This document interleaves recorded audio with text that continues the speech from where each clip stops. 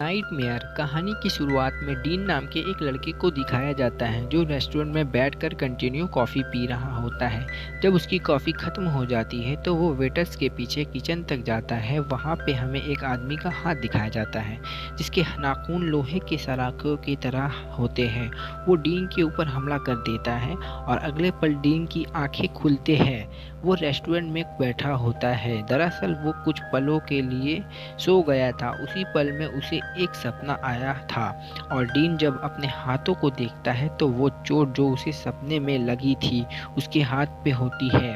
दरअसल यही एक कारण होता है कि वो ना सोने के लिए बार बार कॉफ़ी पी रहा होता है। क्योंकि उसके सोते उसके सपने में वो साया आता है जो उसे मारना चाहता है। यहाँ पे डीन की दोस्त क्रिस उससे मिलने के लिए आती है। वो क्रिस को सब कुछ बताता है जो उसके साथ होता है। वो कई दिनों से सोया नहीं है लेकिन क्रिस को लगता है कि वो उसका वहम है। डीन कहता है ये वहम नहीं है, ये सब उसके बचपन में शुरू हुआ था। और बातों बातों में वो क्रिस के ऊपर गलती से कॉफी गिरा देता है। क्रिस जब अपने कपड़े साफ करने वॉशरूम में जाती है तो यहाँ पर डीन की एक बार फिर से आंख लग जाती है और जैसे ही वो सोता है वो साया एक बार फिर से डीन के सामने आता है और इस बार उसे बहुत बुरी तरह से मार देता है। सबको लगता है कि डीन ने अपने आप को खुद ही मारा है जबकि डीन को उसी साया ने मारा होता है जो उसके सपने में आता है। अब जब क्रिस डीन की फ्यूनरल में जाती है तो वो वहाँ अपनी और डीन की एक बचपन की फोटो देखती है जिसमें दोनों झूले के पास खेल रहे होते हैं। इस फोटो को देखकर क्रिस बिल्कुल हैरान हो जाती है क्योंकि हाई स्कूल से पहले वो कभी डीन से मिली ही नहीं होती है। वो ये बात अपने एक्स बॉयफ्रेंड जेसी को बोलती है। वो जेसी से कहती है जब डीन अपने आप को मार रहा था तो वो बार बार कह रहा था तुम एक सपना हो, तुम सच नहीं हो सकते हो। मुझे पूरा यकीन है डीन से ये सब किसी और ने करवाया है। लेकिन उसका एक्स बॉयफ्रेंड जेसी कहता है ये सब तुम्हारे मन का वहम है। तभी वहाँ पर नैन्सी नाम की एक लड़की आती है। वो क्रिस से कहती है मुझे तुम्हारी बातों पर यकीन है, पर जैसी क्रिस की बातें नैन्सी को नहीं सुनने देता और उस जगह से ले जाता है। क्रिस जब अपने घर आती है तो वो स्टोर रूम में जाती है और वहाँ पर जाकर अपने बचपन की चीजों को देखना शुरू करती है और वहाँ पर उसकी एक डॉल होती है जिसके कपड़ों को ब्लेड से किसी ने बहुत बहुत बुरी तरह से फाड़ा होता है। और अगले पल वहाँ पर वही साया आ जाता है जिसने डीन को मारा था और क्रिस को पकड़ लेता है और कहता है साया तुम मुझे भूल गई। और अगले पल क्रिस की नींद खुल जाती है। दरअसल ये एक सपना था। वो साया पहले डीन के नाइटमेयर में आता था जिसके वजह से वो सोता नहीं था। अब वो क्रिस का नाइटमेयर बन चुका है। क्रिस अगले दिन जब स्कूल जाती है तो क्लास में उसकी आंख लग जाती है और अगले पल वही साया उसके सामने आता है। पर इससे पहले वो क्रिस को मारता क्रिस चिल्लाकर उठ जाती है और क्लास से बाहर चली जाती है। रात को जब वो अपने रूम में होती है तो उसका एक्स बॉयफ्रेंड जेसी वहाँ पर आता है। वो जेसी को बताती है कि जब भी मैं सोती हूँ तो मेरे सपने में वो एक साया आता है जो मुझे मारना चाहता है। जेसी कहता है क्या उसके हाथ चाकू जैसे है? ये सुनकर क्रिस बिल्कुल हैरान हो जाती है। दरअसल जेसी को भी इसी तरह के सपने आते हैं।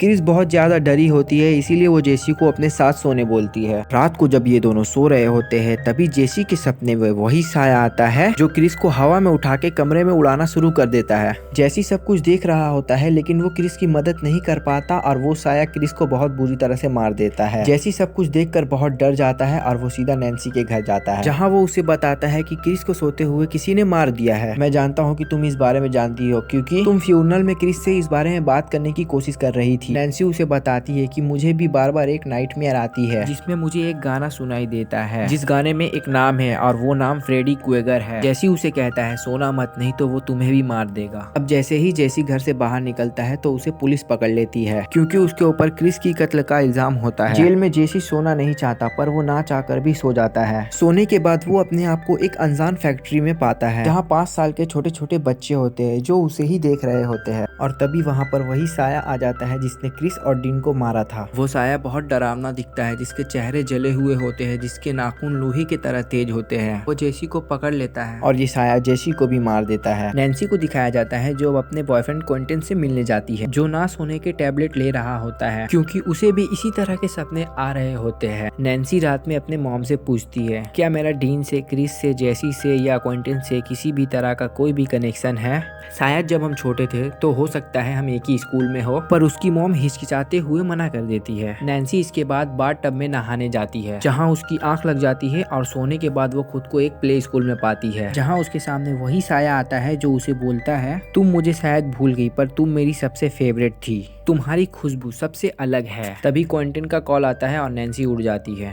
वो क्विंटन को बताती है मैंने सपने में उस साया को देखा। क्विंटन नैन्सी के पास आ जाता है जहाँ नैन्सी उसे बताती है कि मुझे लगता है कि मेरी मॉम मुझसे कुछ छुपा रही है। और जब ये घर के पुराने सामान चेक करते हैं तो इन्हें एक पुराना फोटो मिलता है जो नैन्सी के प्ले स्कूल का होता है। और इस फोटो में नैन्सी, क्विंटन, डीन, क्रिस और जेसी भी होते हैं जिसके बारे में इन्हें कुछ याद नहीं होता क्योंकि उस वक्त ये बहुत छोटे थे। अब नैन्सी की मॉम भी यहाँ आ जाती है और वो ये बताती है कि जब तुम प्ले स्कूल में थे तो वहाँ पर एक फ्रेडी क्वेगर नाम का माली था जो सब बच्चों से बहुत प्यार करता था, सबके साथ बहुत खेलता था। नैन्सी उसकी फेवरेट थी पर धीरे धीरे सब बच्चे खामोश होने लगे। उनके बॉडी में घाव के निशान थे क्योंकि फ्रेडी क्वेगर सब बच्चों पर फिजिकल एब्यूज कर रहा था जिससे उनके मेंटल हेल्थ भी खराब हो रही थी। जब सारे पेरेंट्स को ये बात पता चली तो वो हमेशा के लिए शहर छोड़कर चला गया। मैंने तुम्हारे अतीत के ये बुरी बातें तुमसे दूर रखा क्योंकि मैं नहीं चाहती थी कि तुम्हारे अतीत तुम्हारे भविष्य के सामने आए। अब नैन्सी अपने साथ प्ले स्कूल में पढ़ने वाले सभी बच्चों को इंटरनेट पर सर्च करती है। उसे पता चलता है कि सबकी सोते हुए मौत हो चुकी है। अब वो और क्विंटन बचे हैं। वही क्विंटन को दिखाया जाता है जो कई दिनों से सोया नहीं है। स्विमिंग करते हुए उसकी आंख लग जाती है और वो अपने आप को एक अनजान जगह पर पाता है।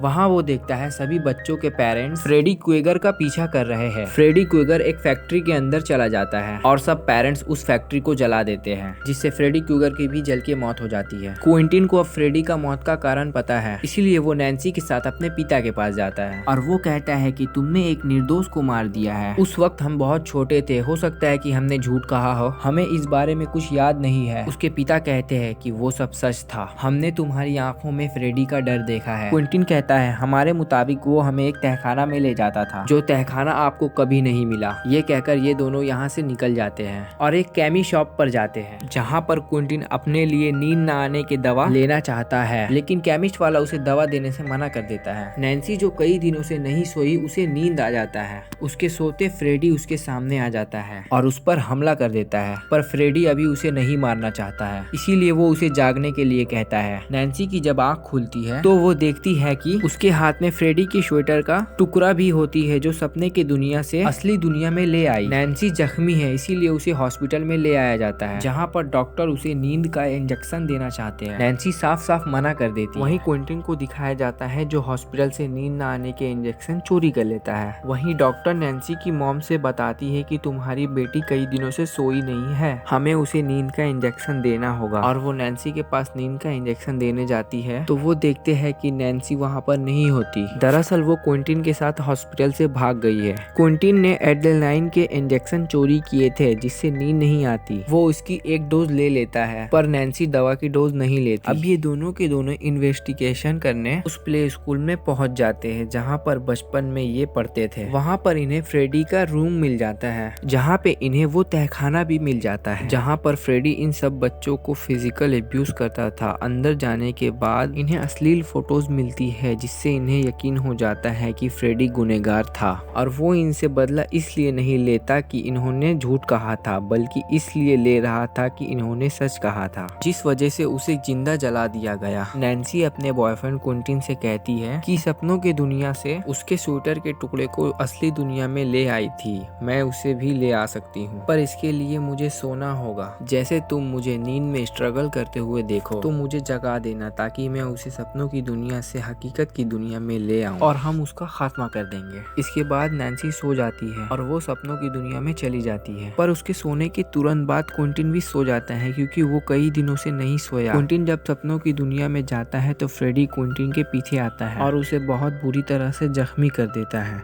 पर इससे पहले कि वो क्विंटन को मारता यहाँ पर नैन्सी आ जाती है। नैन्सी उसके ध्यान को भटकाती है और फ्रेडी अब नैन्सी के पीछे जाना शुरू कर देता है। ये पूरी दुनिया फ्रेडी की है इसीलिए वो यहाँ पर कुछ भी कर सकता है। नैन्सी उससे भाग नहीं पाती और वो देखती है कि वो एक बेड पर पूरी तरह से मजबूर है। नैन्सी के कपड़े भी बदल जाते हैं, उसके शरीर में वही कपड़े होते हैं जो बचपन में वो प्ले स्कूल में पहनकर जाया करती थी। फ्रेडी उससे कहता है कि ये मेरी फेवरेट ड्रेस है। वो उसे बताता है कि मैंने तुम्हें आखिरी तक जगा के रखा ताकि तुम हमेशा के लिए जाग सको। अब तुम असली दुनिया में हमेशा के लिए कोमा में चली जाओगी ताकि हमेशा तुम यहाँ पर मेरे साथ रह सको, ना ही तुम्हारा बॉयफ्रेंड चैन हो। वही असली दुनिया में क्विंटीन जाग जाता है। वो नैन्सी को जगाने की बहुत कोशिश करता है, लेकिन वो नींद से जाग ही नहीं रही होती। उसके पास जो एड्राइन का इंजेक्शन होता है उसे वो नैन्सी के दिल में लगा देता है। इससे उसकी नींद खुल जाती है और उसके जागने के साथ साथ फ्रेडी भी असली दुनिया में आ जाता है, जहाँ पर क्विंटीन फ्रेडी के ऊपर हमला कर देता है। लेकिन फ्रेडी बहुत शक्तिशाली होता है और अब वो क्विंटीन को मारने के लिए आगे बढ़ रहा होता है। इससे पहले वो क्विंटीन को मारता, नैन्सी उसका हाथ काट देती है, साथ ही उसकी गर्दन पर हमला कर देती है, जिससे उसकी मौत हो जाती है। इसके बाद ये दोनों इस जगह को जलाकर यहाँ से बाहर निकल जाते हैं, जहाँ पुलिस और एम्बुलेंस भी आ चुकी होती है। क्विंटीन को एम्बुलेंस के अंदर डाला जाता है, पर यहाँ पर फ्रेडी की डेथ बॉडी नहीं मिलती। इसके बाद नैन्सी अपने मॉम के साथ घर आ जाती है। उनके घर में जो मिरर होता है उसके अंदर से फ्रेडी निकलता है, जिसे देखकर नैन्सी बहुत जोर से चिल्लाती है। फ्रेडी नैन्सी की मॉम को मारकर मिरर के अंदर लेकर चला जाता है और इसी के साथ ये कहानी यहीं पर खत्म हो जाती है। ये मूवी 2010 में रिलीज हुई थी। IMDb पे इसकी रेटिंग 5.2 है। इस फिल्म का बजट था $35 मिलियन और बॉक्स ऑफिस में इसने कमाई की 170.7 मिलियन